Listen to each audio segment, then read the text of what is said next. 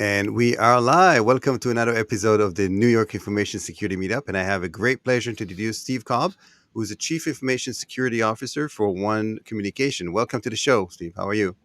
I'm well. Hope you are, David. So we started chatting briefly, and I mentioned we're going to be talking about interesting, but maybe some more complicated and kind of heavy topics. But before Sure. we get started over there, you have a really interesting background. You before coming and becoming a chief executive officer for like a chief information security officer, you were working in the industry for a while. How Yes. did you start in IT security? I guess Mm, that's when it's all started. Or IT. Typically, people start in IT yeah. and then they moved. So, what was your journey like? Yeah. Interesting journey. I a long time ago, many years ago, entered college actually pre med. I was going to be a physician and wanted to be an anesthesiologist actually, but I had always dabbled in technology and played in technology, and a couple of opportunities opened themselves up to me to pursue a career in technology and IT. And I kind of jumped at it because I was really passionate about it, something I love to do.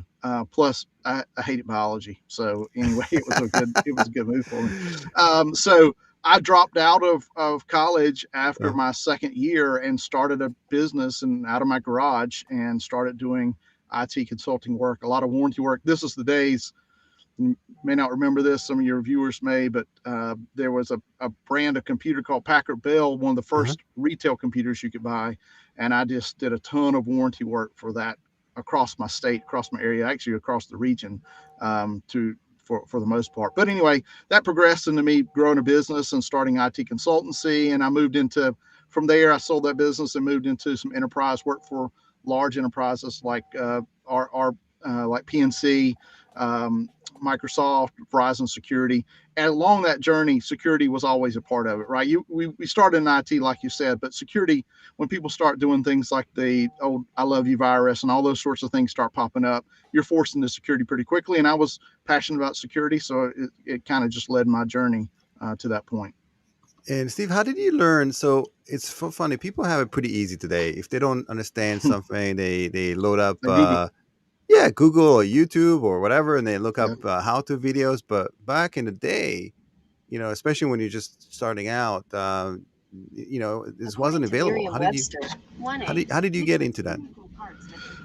Well, you had a little bit of it back then, David. You may not have had uh, Google, for instance, but we did have some Usenets and some forums, some web forums, and things like that that you could go to. And so I utilized a lot of that to speak with folks that I knew had some more information. Maybe they touched some things I hadn't before to get me exposed to those and help me get along that journey. But be quite honest with you, a lot of it is hands on, right? So as you become an IT consultant and go into different environments and see different applications, different infrastructure, you're kind of thrown into the fire and you learn those things, as best you can. A lot of on the job training, as they say, a lot of trial and error. And you just get to a place where I think a lot of it has to do with good troubleshooting skills, I should say. I'm sorry, being a critical thinker, thinking about the problem and the solution, and just trying to figure out what it is you can do to fix that problem. And so that's where a lot of that comes from. And I think you're right. Today's time, I won't say a lot of it, but I have seen quite a few of folks coming up in these environments today, IT and security, that are have not been challenged that much for on their own to figure out and critically think about problems and how to come up with solutions. Yeah, it's almost they have it too easy. I, Even going to Usenets and so on, and it requires a heavier lifting than just like doing a search on the search bar. yeah, Um, agreed.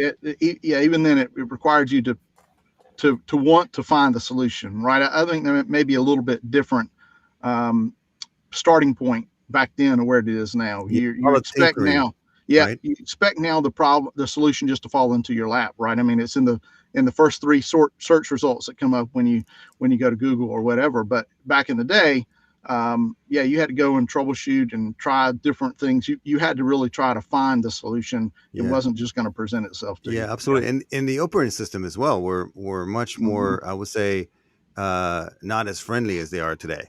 Correct. Yeah. Command line and Hmm. glitchy. I remember like the Yep. first Linux distributions were so glitchy, and same goes for like the the Windows NT Yeah, and so yeah, on, these Windows versions. NT and Windows 3.1 and yeah, oh yeah, Windows work groups. Those are a lot of old memories I don't necessarily want to bring back, honestly. So do you remember like the first time you encounter the kind of a malicious activity or something that you had to solve that was originated from a threat actor, somebody that you knew was after the whether it's a virus or whether it was a malware and so on. Do you remember Yeah, what was the first one? yeah. I think the first one was the way back when it was a virus. It was a phishing attack even back in the day. Back well, the I Love You virus when we had some customers that were infected there and started spreading that spam. And essentially, in those days, it becomes a DDoS attack, basically, right? Because it consumes your entire mail server. Remember, once again, this is back before the Office 365 or G Suite days. Your mail server lived on premise, and you had your mail program on a server in your environment. And so the one I remember was going into a C-suite's office whose mailbox was completely overrun with malware because they had downloaded an attachment and executed it, and it eventually spread to the mail server and started sending out and repeating that, and it was a huge mess. Yeah, it's really is amazing. But not a lot of change, even though a lot of things have Yeah, changed, but not a lot of things have changed. It seems like it's the methods have changed, but it's yeah. the intentions are the same almost. Mm-hmm. Um, so what do you find are kind of uh, the major issues right now that the customers are facing that you encounter, um, from dealing with the customers on a day to day basis? What are kind Uh, of the main concerns? I mean, ransomware is kind of the key phrase out there right now. We our one source is an MSSP, and we do a lot of managed services for clients, but we also do a lot of incident response. So we're brought in when a breach is detected to help kick the attackers out, flush out, do the forensics, and figure out what happened, and then try to rebuild from the ground up, hardening and posturing, that sort of thing. So ransomware is probably the key thing that we see a lot of today. It is the attackers that have taken advantage of the industry being um, uh, I'll use the term lazy here, but not disrespectfully. Just we always look for convenience, and a lot of times we sacrifice security because we're going with convenience or communication or connectivity. And so we see a lot of that in cases where companies are just trying to work, they're just trying to do their best and do their business, but they don't do it from a security focus, and so they leave a lot of gaping holes. So a lot of phishing attacks where credential harvests are out there. The attackers have gotten really good. I'm sure you're aware, really good of mimicking an Office 365 login page or a UPS login page where they can harvest username and password. And so I think the challenge that we see most today is still that same old, as you mentioned. The more things change, the more they stay the same. Identity, passwords, credentials, all those are a huge weakness in the industry today. And even though we have some tools like multi-factor and other things, people just don't have the time or the resources or the budget or whatever it might be to implement those. And eventually, it comes back to bite them. Yeah, and it's interesting because I'm sure when you deal with customers today, it's you know, even though we're 2022, there's still some basic stuff that customers are not doing, Mm-hmm. like encrypting their the drives, two-factor authentication, making sure the domain controls are secure and so on, basic stuff, and then they get hit with these ransomware attacks, and then you get the frantic call. Mm-hmm. What do you think needs to be done for these companies to be more proactive and make sure that they potentially can prevent something like that, and if they do, they have all the ducks in a row to be able to restore, and then go back to business, before things become real bad, because there was a New York company here that got hit with Mm-hmm. ransomware, and within like 9 months went out of business. They Yeah. couldn't conduct business, right? Yeah. The numbers from that, the results or consequences of from ransomware on business, especially the small, medium sized businesses, is pretty um, Bleak. terrible. Yeah, Yeah. it is. If you're hit by ransomware, I don't remember what the figure is, Dave, but it's greater than 60% chance that you're going to be out of business in 8 months. I think is what it is. So it's pretty staggering statistic. And we've seen it firsthand because people think about when they are ransomware. We hear the stories from the media about ransomware. We focus on the ransom, right? We focus on how much it is and are they going to pay it and all those sort of jazz. And without the understanding the consequences of ransomware, the effects that it has on the business, the infrastructure, the people. We go into these places where you've got IT staff that are spending the nights in their data centers because they're just trying to get things back up, and that takes a huge toll on the psyche and the abilities of infrastructure team, security team, or IT team within a business. We're seeing a lot of tribal knowledge that's lost because people they're so exhausted and fed up they quit and leave. They can't handle the pressure of the chaos, and so there's a lot of extenuating circumstances that affect a business whether they pay the ransom or not. And we always say don't pay the ransom, but still all those things come to play and come to bear at some point for business. And a lot of times it means they have to close their doors. But I think the underlying factor really is for us as security professionals, we have not done a good enough job or been convincing enough to share with customers, share with clients, share with businesses and organizations that there are risks out there that are scanning the internet and scanning opportunities to exploit whatever they can find.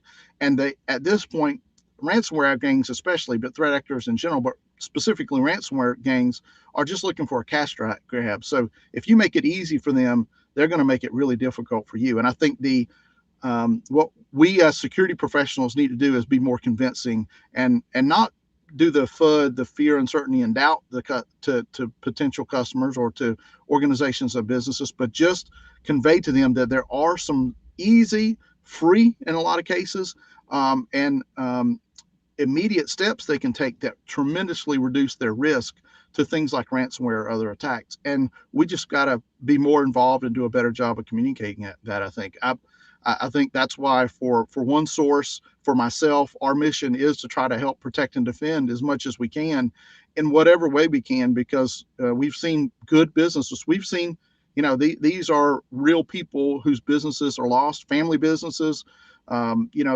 and pops that go out of business because they can't sustain the business after a ransomware attack.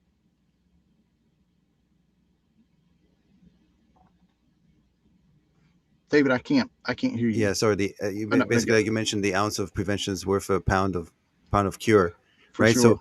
what kind of steps are available right now? As you mentioned, low cost or no cost, for business. Yeah, What do you recommend? And I love the fact that you mentioned that we don't do good enough communication. And I think those mom and pop shops and SMBs or medium sized businesses, I think they're not really aware that they can potentially be a target.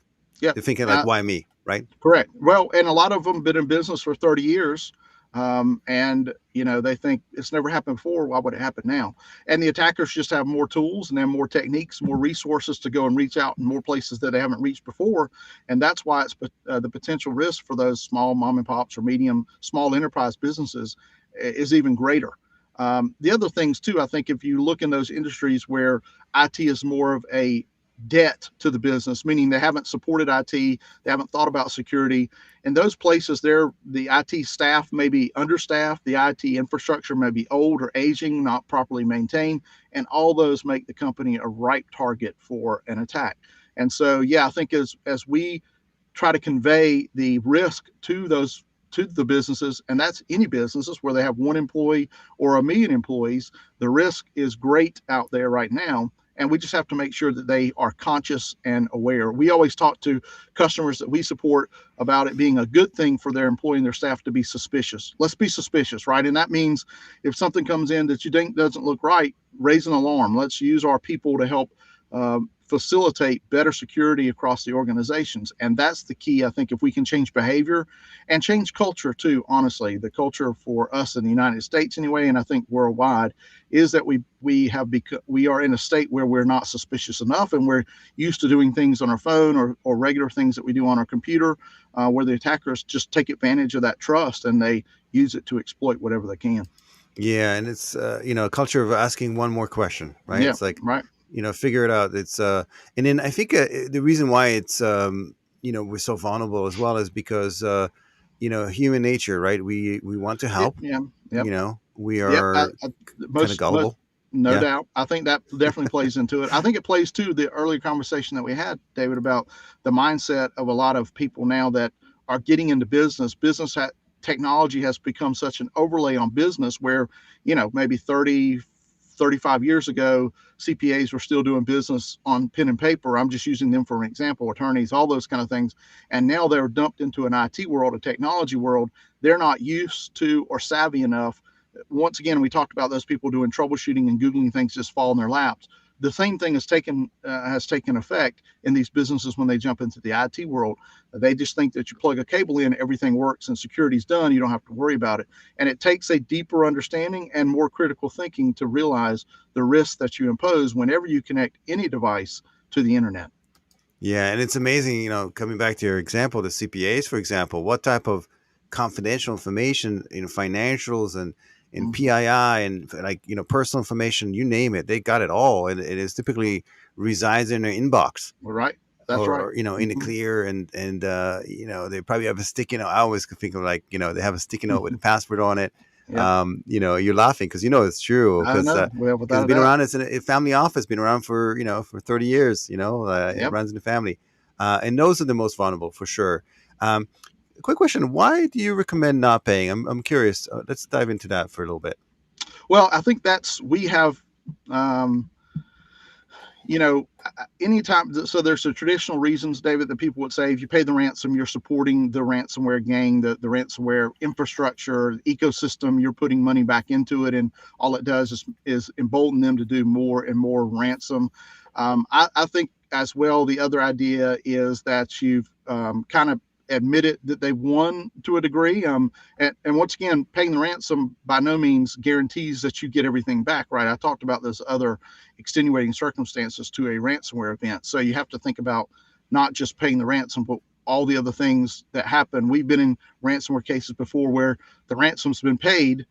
Maybe it's because backups weren't there, whatever the case may be, but the decryptor didn't work, right? Or either it worked so poorly that it was just better to rebuild the I infrastructure from the Steve, beginning. I So heard that before. Yeah, it's yeah, like so the encryption is not seamless. To that's get not. back. Yeah, And I yeah. think that's the point too, is that we have some expectation, or the culture that we have. You talked about that naivete and a little bit of gullibility that we have. We're dealing with criminals, and we think because we're going to pay this ransom that they're going to honor what they say they're going to do. Now, don't get me wrong. A lot of these ransomware groups now, and you've heard about it, are businesses. They're multi-million or billion-dollar businesses. We think about how much ransomware has been taken. They have their own help desk, their own HR teams. They have their own tech support, the development teams. They are a business operation, and very professionalized in that manner. But why do you think that they would honor a request to you to give a decryptor that's going to work? I mean, they've already broken into your environment and encrypted everything you had. So this idea that somehow we can hold them honor, or there's honor among thieves, if you will, that adage, it just doesn't play out all the time. So you paying the ransom does not guarantee the outcome that you think about. Now, there's a lot of negotiations that happen, and we're involved with incidents where other entities do ransom negotiations. We've done a little bit ourselves, but really not our forte. But still, the better thought is the prevention idea that makes sure that we have the proper tools in place, the proper monitoring place, that we can be proactive when we see an alert. But then we also have business continuity disaster recovery plans in place. So if something terrible does happen, we can recover on our own, and we don't have to worry about the ransomware actor being our saver. And I think that's the key for us as we go in and talk with clients. Now, once again, that's us coming in from the outside, David, saying don't pay the ransom. But there's a lot of things that a business, it's more of a business decision than me coming as a technical advisor decision, right? I mean, there's a lot of, could be data that's lost, data that you didn't back up, you can't remember. We so many times we go into these environments where there's 5 servers that have been sitting in a closet that are performing an essential business function that nobody remembered. We don't have backups for it. We don't have the developer here anymore. We got to have those back. And so, there's sometimes when I understand you have to pay the ransom. It's just the preference is that if you can't, I mean, if you can not pay the ransom, you should go that way and try to make sure your environment's hardened and you can recover from an incident versus having the ransomware actor recover for you. Yeah, I completely agree. And also, I think, potentially if you pay, even if you get your data back, you're potentially now bound to get attacked again, because it's almost like they've managed to extort you. Yep. Somebody would spread the word. Oh, these guys are paying. Yep, Um, most y- definitely. We know that for a fact that yeah, in the dark web forums and those places that companies and organizations who've been hit with ransomware are actively advertised as targets that can once again be exploited. I mean, those things are being sold and discussed in dark web forums consistently. So yeah, we've been in cases, unfortunately, where customers, we came in and helped remediate, put remediations in place, put procedures and policies in place to fix things, and they went back to old ways and opened things up and followed some bad practices again, and they were attacked again. So we've come into environments after the second hit. So a company got hit, they didn't tell anybody. They had an IT staff they thought was really good, they could do it themselves. We got backups, those sorts of things, but they didn't kick the attacker out at the onset. The attacker, while all this recovery was going on, was still there dormant, and as soon as everything was stood up, they pop back up, executed ransomware again, because the company had to go through it all over again. So it's critical that you make sure that you follow specific steps when you go in these incidents, and or have an expert with you that can help you understand these techniques and tactics that an attacker would do. yeah, absolutely, Stephen. I think what I should do is should find a couple folks that were attacked and have them tell their story, and then we'll use that as as a source of education for folks to maybe, if they see it, and get that sense of what it's like, because Yeah, it's a nightmare, right? As yeah, a it is. CEO of a company, I mean, you get the phone call saying no one can access their systems, no one can do any work. Yeah, It's like the impact is tremendous, right? yeah, and as we talked about before, changing culture a little bit. That is the culture I think that really needs to be that needs to infiltrate the C-suite and leadership discussions across the country when they're talking about their executive meetings. They have quarterly or they have monthly. The IT staff or the security staff, the representative there needs to make sure the leadership's involved in these discussions early on, so that they're aware of the risk and what can happen. I mean, we talk to CEOs all the time, or companies that we're doing consulting for, and ask that question: how long can you be down? Well, everybody says I can't be down, right? I can't be down for an hour. I can't be down for a day. Where in reality, for a ransomware event, you might be down 2 weeks. I mean, we've seen longer than that based on what your recovery has and those sorts of things. If you start making those leadership folks think about this as an impact to business and revenue, then we'll start turning, and you can start getting a little bit of momentum to take a further discussion about the steps that you need to take and where you need to be at from a security maturity model in order to make sure you prevent the ransomware at least, and other maybe attacks that are prevalent out in the industry these days. Yeah, and it's amazing when you think about it, like the amount of risk to the business and the odds of getting hit are so high. If you multiply that, we didn't think that COVID is going to, shut us down, but people were back up in 2 weeks. But the COVID was a black swan event, Mm-hmm. but the odds of having something like that is very slim. But I don't know what the numbers are, but it's like from ransomware perspective, there's probably a company get hit like every hour, Oh yeah, um, yeah, something like that, right? yeah. We usually say that you for every incident that you read about or you hear about in the media, newspapers, TV, there's probably 2,500 that happen that are untold, right? That no one hears about, and that doesn't even count, David, those incidents that we know go unreported. There's a stigma there that if you get hit, you don't want to tell anybody, you want to try to fix it yourself, and maybe you do and move on, or maybe you ultimately have to call somebody. But I would guarantee you, there's a significant number of events and incidents that happen that no one ever knows about because a company has tried to recover themselves and get out of that mess themselves. They paid the ransom and are trusting that the ransomware actor either won't infect them again or gives them a good decryptor. So the numbers are staggering, and I think that's the piece that, once again, explaining that risk to leadership and them understanding the impact of that risk on the business should it come to fruition is a key piece. They aren't thinking in those terms of what happens when we get shut down for 2 days. Can we survive it? What is our revenue? Does it do to our revenue? What do we do for trying to make sure we maintain a business here if we're in that state? So, Steve, what do you do when you get that call, like that fronting call? Whether it's well, and I think it's different as well if it's your existing clients or somebody you've never dealt with before. But I always Yep. recommend it's just like having, these magnets on the fridge where a Yep. plumber, Yep. a dentist, whatever. You should have one of you, and Yep. so basically just have Stuck that on the because wall. you don't want to Yep. start an engagement the first time around when you have like an issue, right? So You're right. what Yep. what do you do when you get that frantic call? What's kind of the first steps? How does that call kind of just transpire?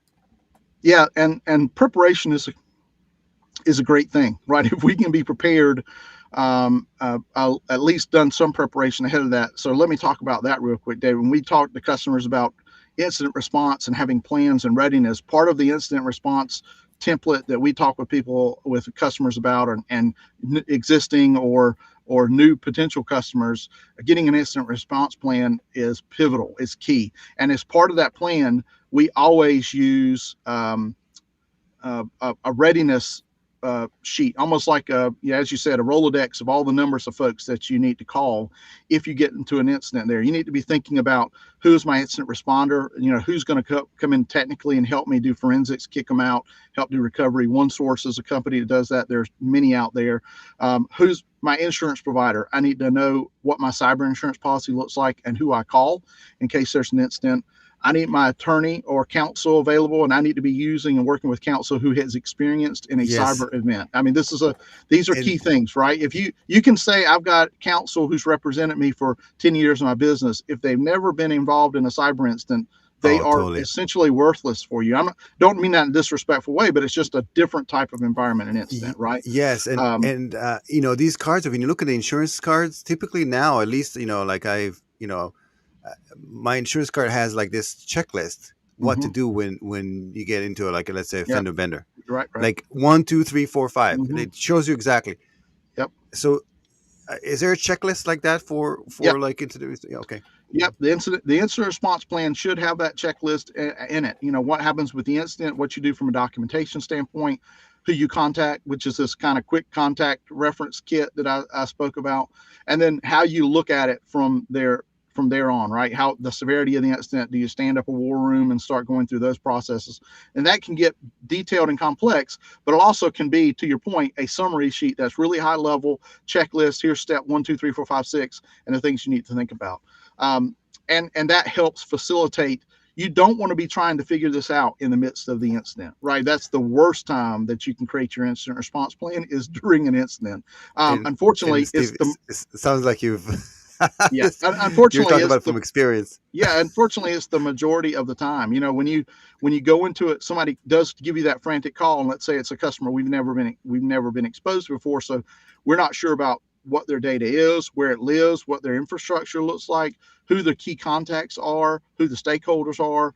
You don't have any of that information to go on. You spend a lot of precious, valuable time just trying to understand what everything looks like and what's been affected. I mean, we like to talk to potential clients about what are your crown jewels and where do they live, right? I mean, what is it that really matters to you data wise, and where would it live on your network or your infrastructure in the cloud, so we can make sure that we take account of that and put it in as part of the incident response plan. But when you're in the incident response plan, in the incident, and you've gotten a ransomware note that says go pay Bitcoin, and you're text messaging back and forth with a ransomware actor trying to negotiate a ransom, your business is still down, right? And even if you try to negotiate the ransom, get the decryptor, who's going to run the decryptor and where? I mean, let's be honest. That's a pivotal question. Where do I start?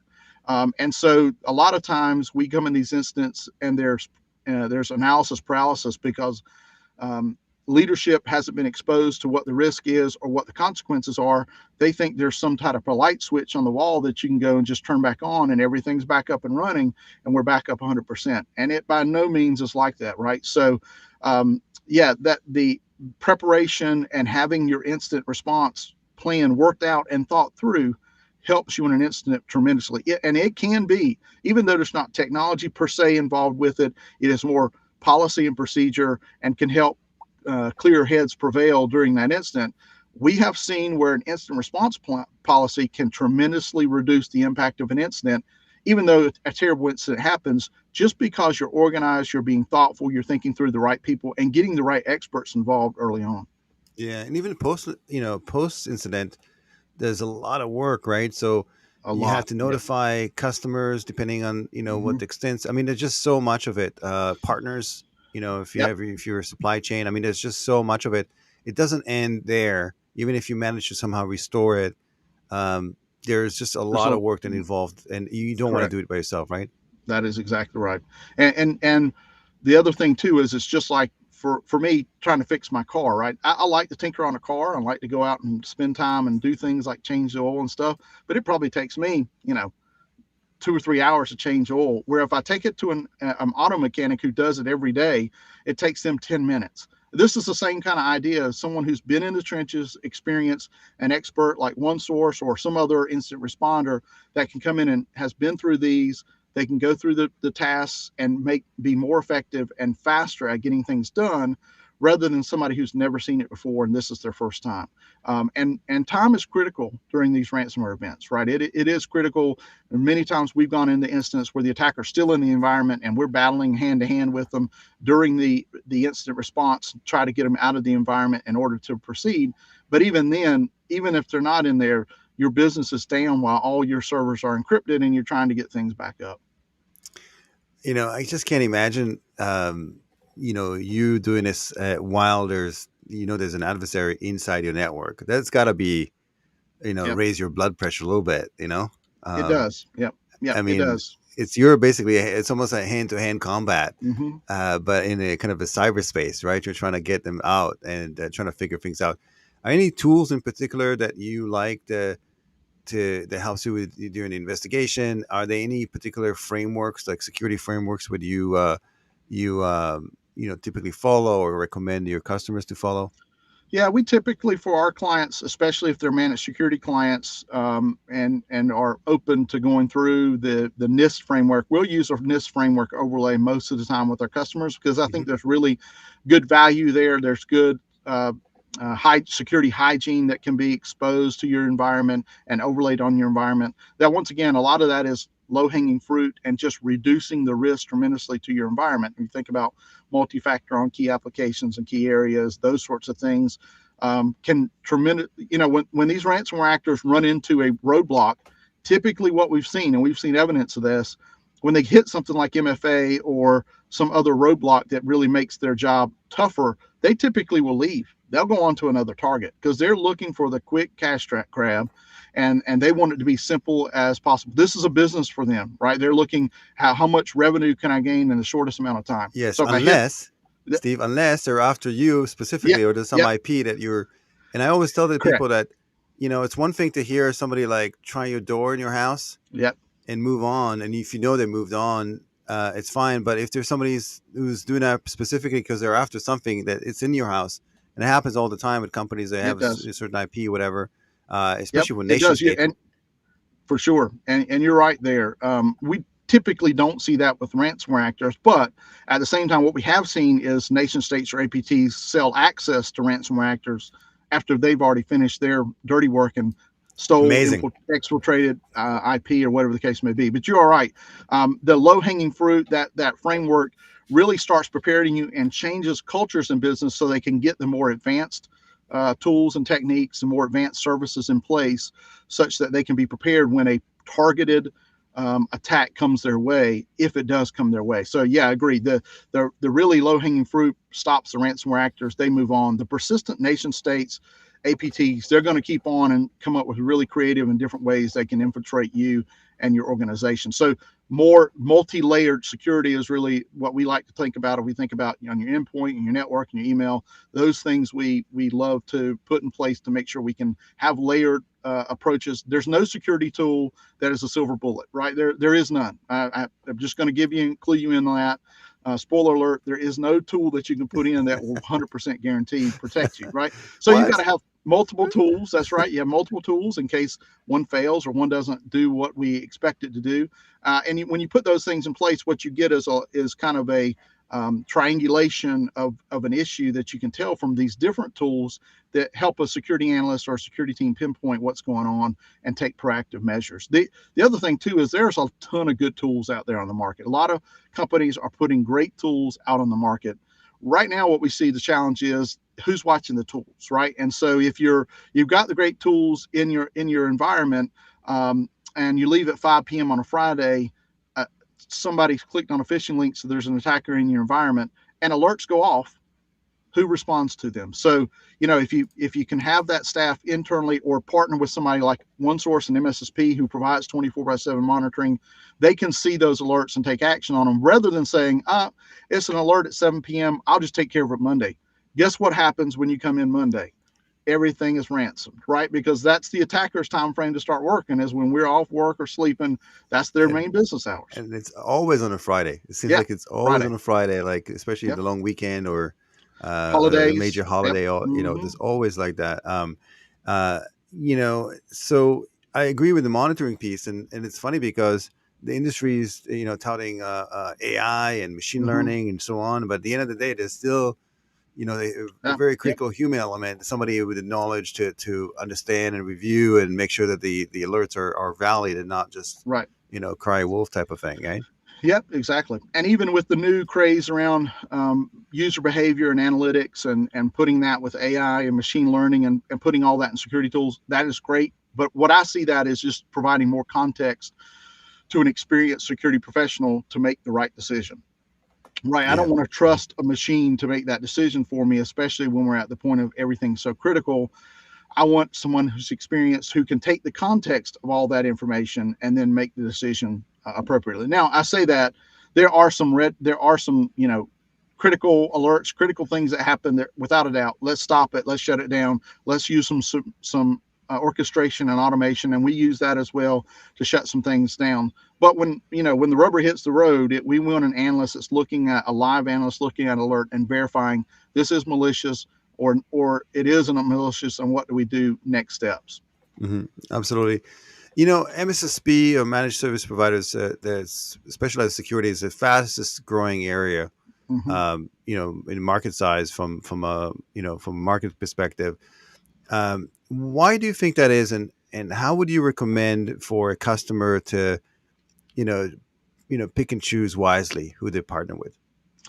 Well, I think the reason that it is that way is because, as I mentioned before, business IT has always been a debt. It's been something that they haven't seen as an asset to the business. And so, if IT is already kind of the redheaded stepchild, security is going to follow suit on that as well. And so, security is something that's overlooked all over the business landscape everywhere because people just don't understand the risks. They haven't heard the risk, or they think I'm okay, right? I'm too small, or I'm too big. All those things could be doom's nail for you.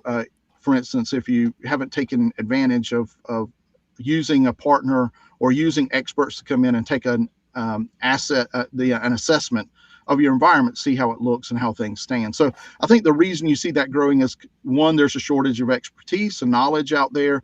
Where you have a lot of organizations that are really working on just trying to keep their business running and putting expertise at the functions their business needs rather than an overlay of security, because they may or may not see it as a risk. So there's a shortage of expertise and skill set out there. The market is tough right now. So if you're looking for a security expert, there's a lot of turnover, a lot of churn, because opportunities are popping up everywhere. Great opportunities for companies for security experts all over.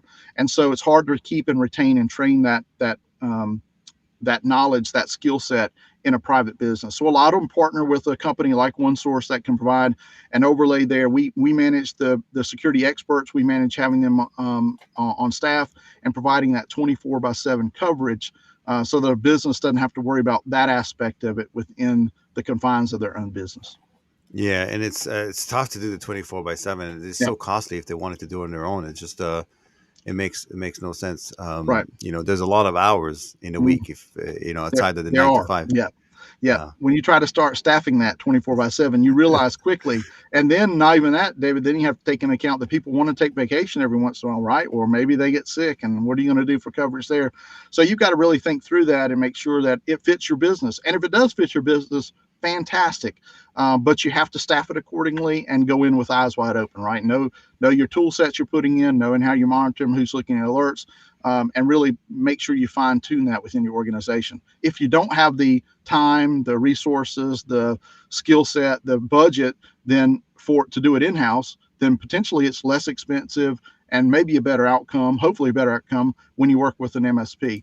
I think for MSPs, how you pick a good one is someone that really wants to talk to you about what your outcomes are, right? Wants to talk to you about what it is you're trying to achieve. I can come in and sell a business all kinds of tools, all kinds of stuff that they may or may not need, and that actually may or may not protect and defend them from a security threat. In fact, it may make them more susceptible to one potentially in how I may configure that and lay that out. So I would encourage people as they think about those partners in the security space, especially, have a discussion with them and let them know what it is you're trying to achieve. And the answer can't be, I don't ever want to have a security breach, right? That's if a customer or a potential customer tells me that, then I want to take it the next step and have the next discussion, or we're probably not the right partner for you because, as I mentioned before, our goal is to, if there's an impact, to minimize it and to make sure it doesn't shut your business down. We react to it, we clean it up, and the impact is minimal. Your incident report is 1 page versus 100 pages, right? And that's the goal we're trying to get to as an MSSP. And so I would encourage people, if they're thinking about engaging with an MSSP, an MDR, any of those companies that may provide some type of managed security services, that they have an honest discussion with them, tell them their challenges, tell them their pitfalls, and what they want their outcomes to be, and make sure they line up with that provider.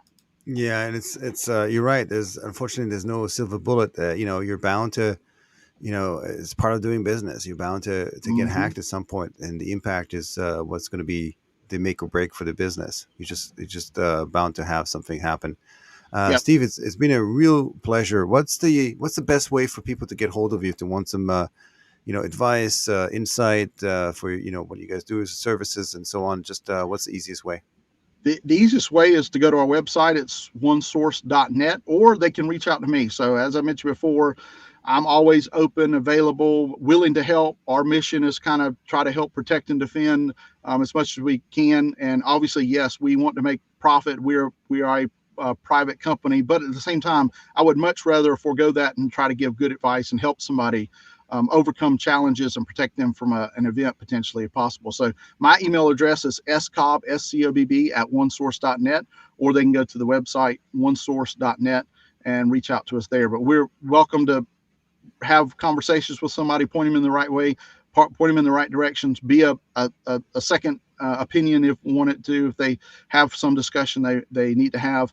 But we'd love to engage and try to help as many people as we can. Yeah, and I highly recommend doing that before something happens. For Have that sure. magnet of one source on your fridge just in case. Exactly right. Steve, thank Exactly you right.